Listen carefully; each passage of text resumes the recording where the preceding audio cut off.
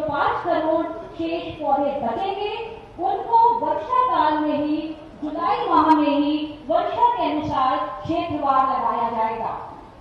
एक बड़ा लक्ष्य है।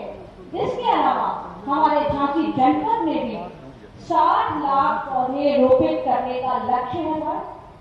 आज 4 जुलाई को 50 लाख वृक्ष वन विभाग और अन्य विभागों के समन्वय से स्थान स्थान पर रोपित किए जा रहे हैं।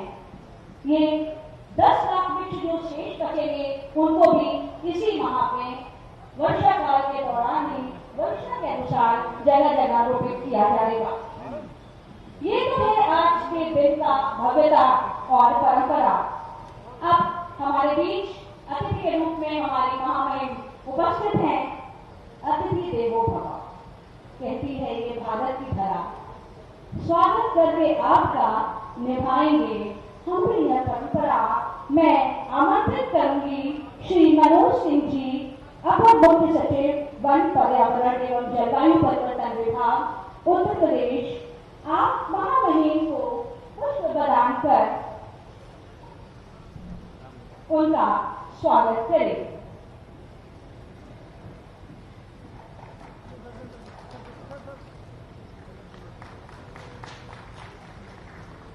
तत्पश्चात हमारे बीच मनोहर लाल पंतु, माननीय राज्य मंत्री श्रम एवं सेवा योजना उत्तर प्रदेश शासन उपस्थित है।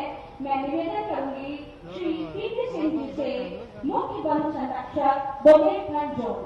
आप श्री मनोज सिंह जी का स्वागत कर कार्यक्रम को गति दें।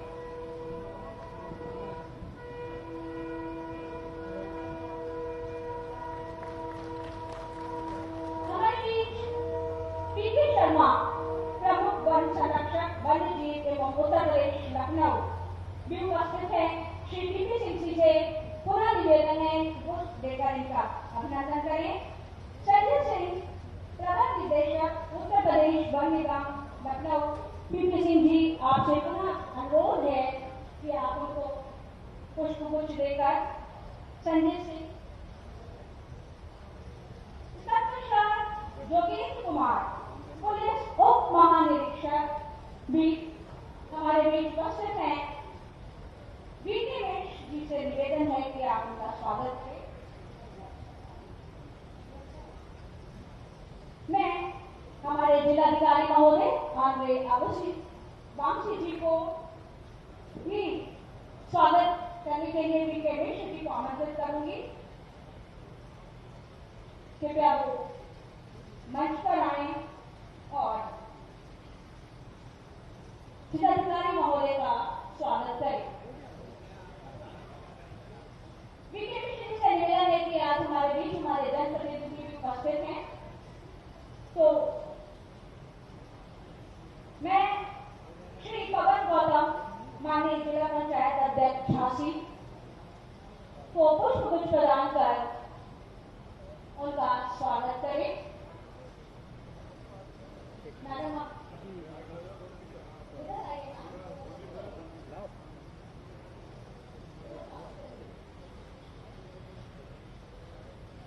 पवन गौतम जी,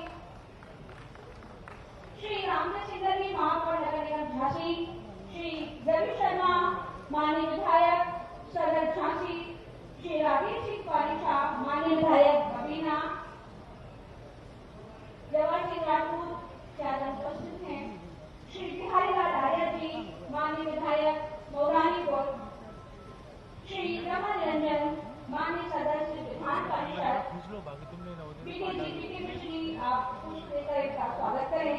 श्री जमुना प्रसाद कुशवाहा, माननीय जिला अध्यक्ष भाजपा ग्रामीण क्षेत्र, श्री मुकेश मिश्रा जी, माननीय जिला अध्यक्ष शहरी क्षेत्र। इसके अलावा यहाँ उपस्थित सभी जिला स्तरीय अधिकारियों,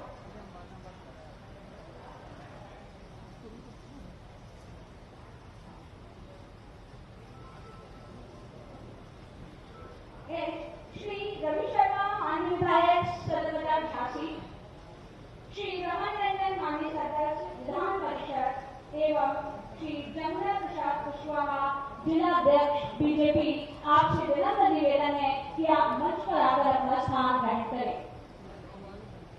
श्री इसके पश्चात सभी जिला स्तरीय अधिकारियों का इस प्रांगण में स्वागत और अभिनंदन है। आज के अवसर पर इस प्रांगण में कुछ प्रदर्शनी भी लगाई गई है, कुछ स्टॉल लगे हुए हैं।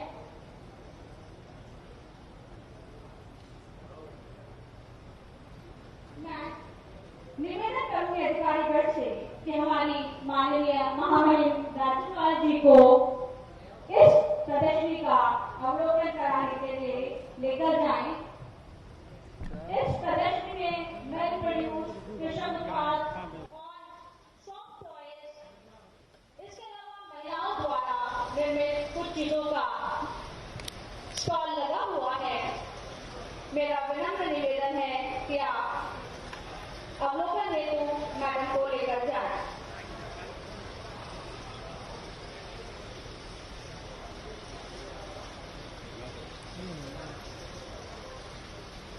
आज वृक्षारोपण का ये कार्यक्रम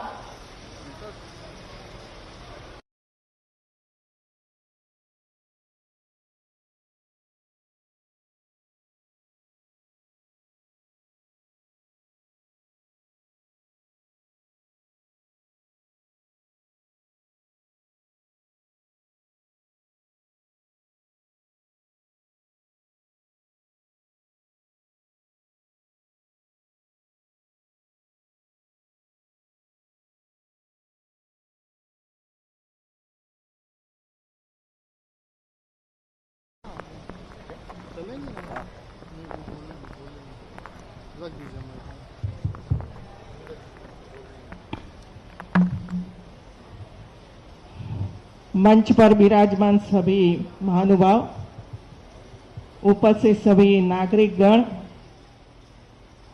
इतना बड़ा कार्यक्रम पूरा उत्तर प्रदेश में हो रहा है। 25 करोड़ से ज्यादा और 30 करोड़ पौधारोपण का कार्य, और अब तक पिछले 4 साल से जो ये मुहिम चली है, इसमें 1 करोड़ से भी ज्यादा पौधा पूरे उत्तर प्रदेश में लगाया गया है। हम सब जानते हैं कि वृक्ष का, पेड़ का कितना महत्व है, कितना इम्पोर्टेंट है।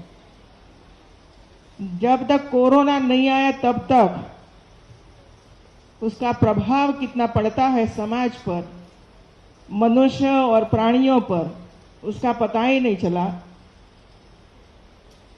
अब जब हॉस्पिटल में जाते थे और ऑक्सीजन की जरूरत पड़ती थी, तब ऑक्सीजन ऑक्सीजन ऑक्सीजन चिल्लाते रहते थे। अब सबको पता चला कि ऑक्सीजन कहां से आता है। हमारा जीवन बचाने के लिए पौधा ये काम करता है, पेड़ ये काम करता है। और इसमें सबसे ज्यादा 24 घंटे ऑक्सीजन देने वाला पेड़ है तो ये पीपल का पेड़ है। तो ज्यादा से ज्यादा पीपल का पेड़ लगाना चाहिए। मैंने टीवी में कई स्थानों पर ये देखा था, हमारे पत्रकार बंधु गांव-गांव घूमते थे तो ये दिखाते रहते थे। गांव में 8-10 लोगों को कोरोना संक्रमित हुए, लेकिन हॉस्पिटल में नहीं जाना है, ऑक्सीजन की जरूरत है, तो पेड़ के नीचे खटिया डालकर वहां सोते थे, क्योंकि ऊपर से हमें ऑक्सीजन मिलता है। कई लोगों ने तो ऐसा किया था कि पेपर का पेड़ पर ऊपर बेड लगाया था, और पीपल के पेड़ पर ऊपर लगाया हुआ बेड पर लेटे थे, और ऑक्सीजन मुझे मिल रहा है ऐसा सोचकर अपनी सेवा हो ऐसा काम करते रहते थे मित्रों। मुझे खुशी है, पिछले 3 साल से एक कार्यक्रम में सम्मिलित होने के लिए उत्तर प्रदेश के सीएम आदरणीय योगी आदित्यनाथ जी मुझे आमंत्रण देने के लिए राजभवन आते हैं मित्रों। देखिए विवेक और नम्रता।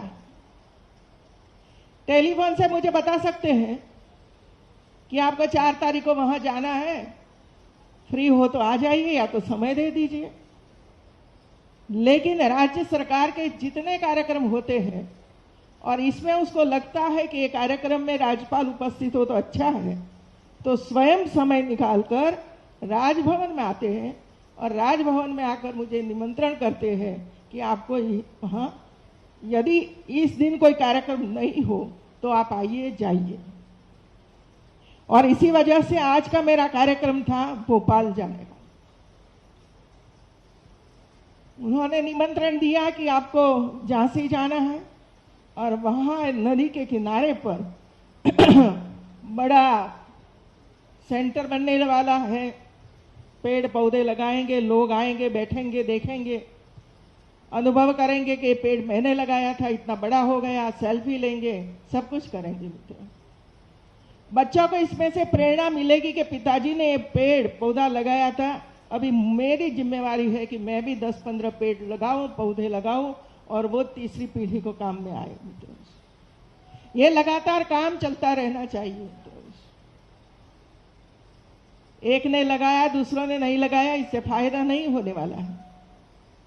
हमें हमारे जीवन में स्वयं ये संकल्प करना पड़ेगा कि मैं मेरा हर जन्मदिन के दिन एक पेड़ लगाऊंगा, बड़ा करूंगा। देखिए तो सही, जब सबको अग्निदाह देते थे उसी समय, तब लकड़ी नहीं मिलती थी मित्रों, लकड़ी नहीं मिलती थी, कहां कहां से प्रबंध करना पड़ता था। और नहीं मिलती तो क्या क्या होता था मुझे नहीं बताना है, ये भी आपको पता है मित्रों। यदि हम संकल्प करेंगे कि मैं जब मरूं उसी समय 10 मण या समथिंग इतनी लकड़ी चाहिए, तो मैं ऐसे 5 पेड़ लगाऊं जो मेरे देहांत के बाद वो पेड़ को काट कर मेरे अग्निदाह दिया जाए। सेल्फ मेड मित्रों, हमें सब कुछ करना ही पड़ेगा मित्रों। जलवायु परिवर्तन,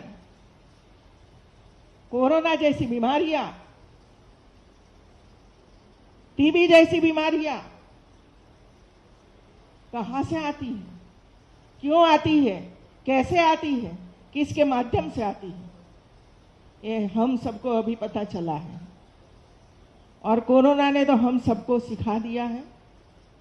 आपको संक्रमित नहीं होना है तो मास्क लगाइए, इतना ही नहीं, आप नहीं लगाओगे और आप संक्रमित हो गए तो आपके पास बैठने वाला भी, चाहे उसने मास्क लगाया होगा, फिर भी वो संक्रमित होगा।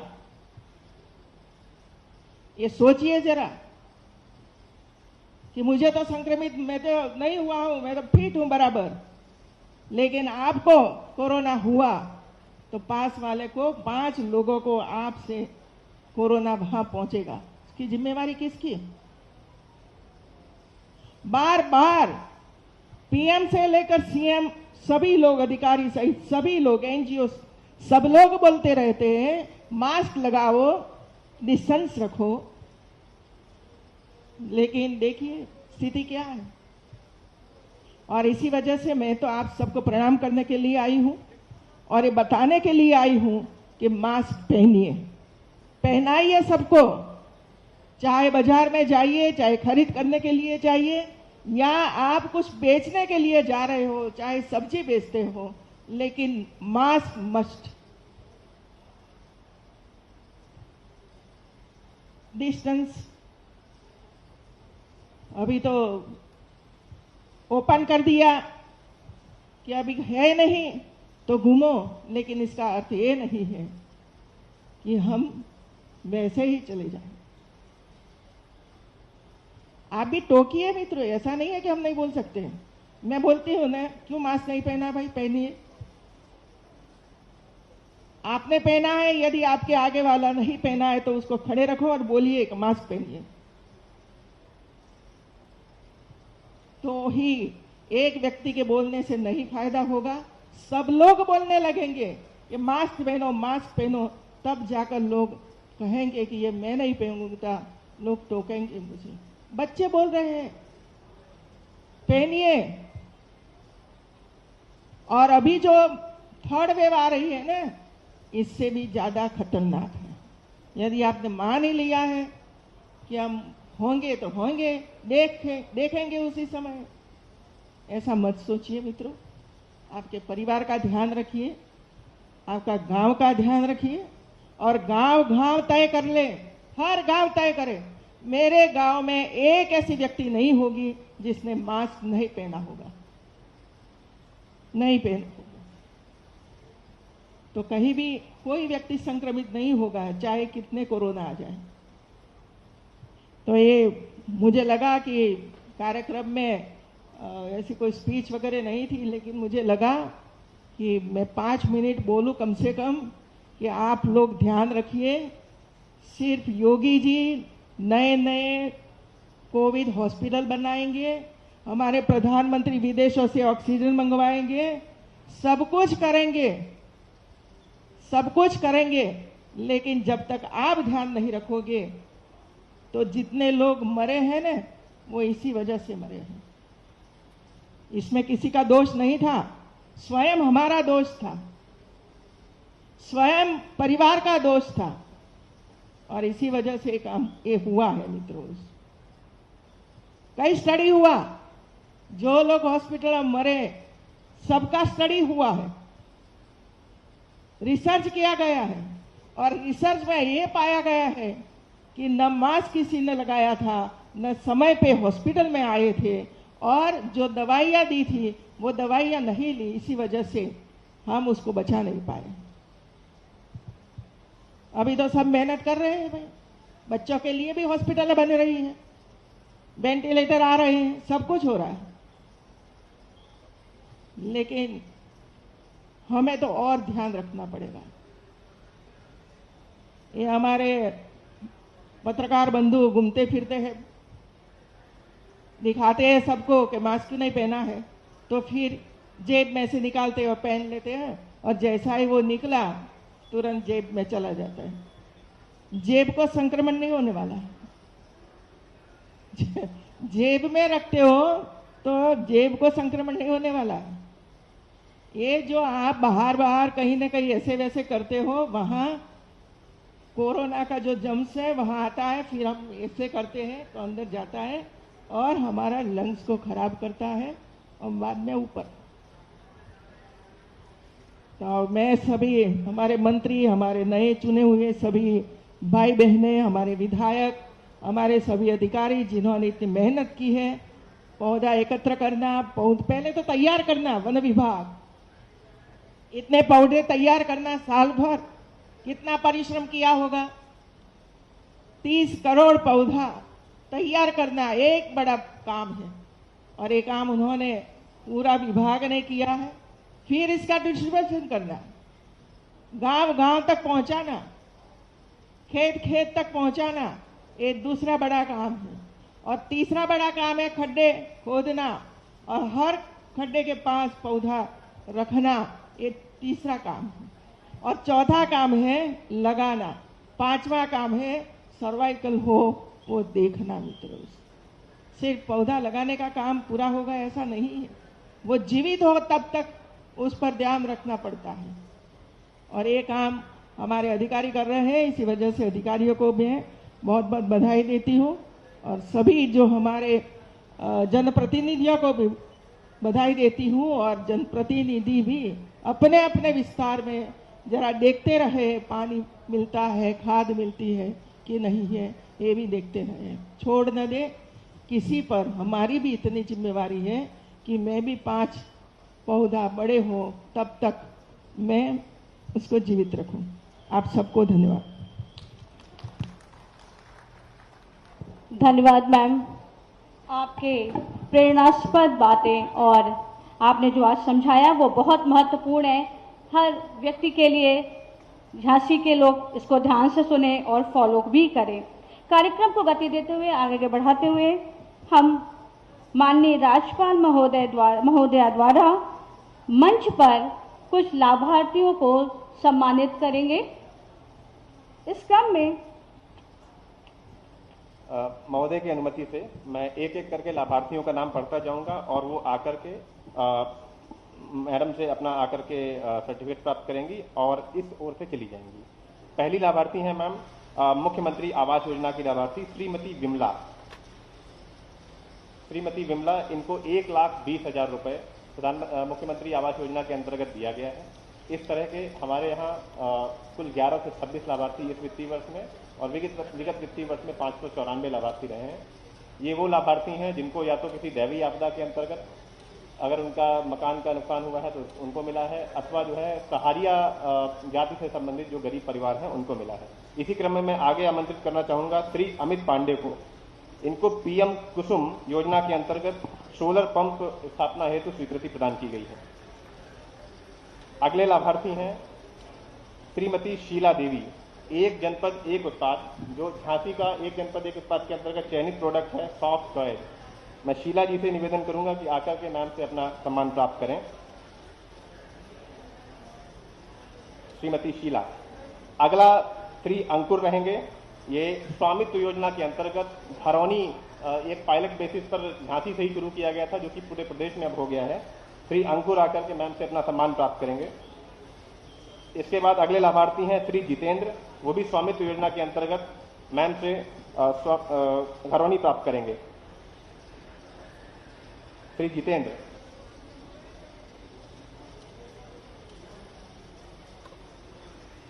इनके बाद अगले लाभार्थी हैं श्रीमती सीमा यादव। इनको राष्ट्रीय ग्रामीण आजीविका मिशन के अंतर्गत 1GP 1BC के अंतर्गत इनको लाभ दिया जा रहा है। इनको टॉस मशीन दी गई है, जिसके माध्यम से ये बिल कलेक्शन का कार्य करेंगी और स्वरोजगार में इनको लाभ मिलेगा। अगले लाभार्थी जो श्रम विभाग की तरफ से 15 प्रकार की योजनाएं चलती हैं, इसमें कन्या विवाह सहायता योजना के अंतर्गत श्री राम प्रकाश सेन, इनको इनकी पुत्री के विवाह के लिए शादी अनुदान के लिए धनराशि प्राप्त हुई है। मैं अनुरोध करूंगा कि मैम से आकर के सम्मान प्राप्त करें।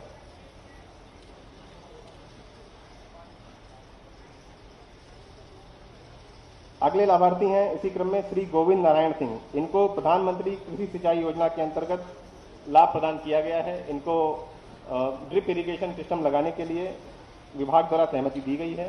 इसके लिए मैं अनुरोध करता हूं। इसके अलावा 2 लाभार्थी मैम ऐसे हैं जिनको सहजन के पौधे मैम के द्वारा वितरित किए जाने हैं।